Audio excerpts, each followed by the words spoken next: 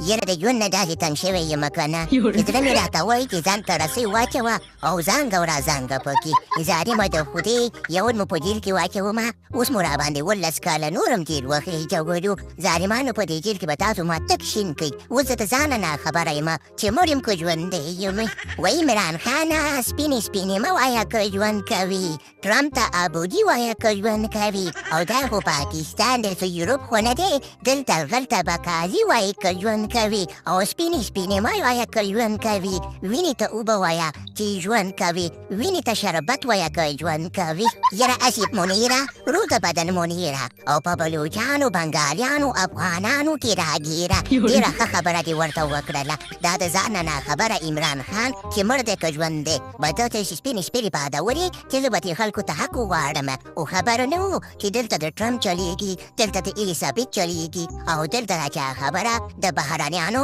او سیلانیانو چلیږي نو عمران خانه ځان دې په پو کې واړه دې په پو کې یره شاباش شریفه که زه خبر وې چې رنګماري ما به د خپل شوبارې په تا رنګ کړی ونه چې زه خبر وم چې تاسو ټول د ټرمپ کوکراګان او زه مو جیل ته واچوم خو زما چا خبره ماته په چا ازار کړی ولو چې ځانه مې ټیګر او زمری وه چا خبره پیچ و پړانګ جوړ کړی ولو چې دې خلکو ته به د خیره سره زه انصاف واخلم خو دا عوام هم د انصاف لایقان نه دي زه یې په جیل ته واچوم او نوره چا خبره په خپلو کورونو کې په برستونو کې په توشکونو کې پراته دي یاره عمران خانه دا همغه معامله شوه که نه وی غیرت رد کړی ولو هر ووالو نه رښتیا وی هره غیرت کړی ولو ټرک ووالو نو تا ته چا ویل چې غیرت یې کوه په دې خلکو باندې اخر دې ځانه باندې کوترک وکړه نه په جیل ته مې پې واچولې که نه خبره داسې ده چې دلته زه څه ویم هغه به کېږي هسې دې ځان نه کپتان جوړ کړی ولو د کرکټ کپتان موري خلکو ته به د بارینګ او بیټینګ په خپله فیصله ورکو نو دا خو سیاست دی او د عمل چلول دي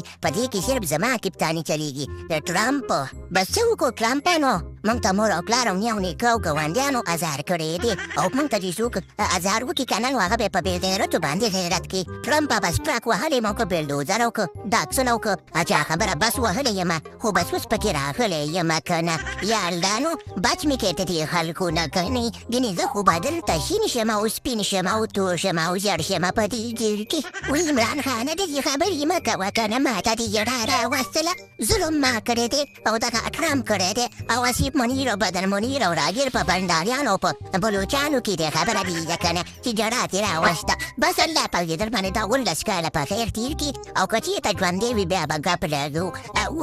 د شاباش شریفه جارمه په ملا باندې دې دانه راوخېږه چې چندې دا سړی جیل ته کش که او دلته په سړک په سره ناست یو چلې وهي که کوم بل غیرتي پیدا شو هغه به بیا غټه ګوره لاندې جوړه کړي جیل ته کوه دا سړی او که نو باقي خبره داسې ده که نه چې پروګرام تور که یې که نه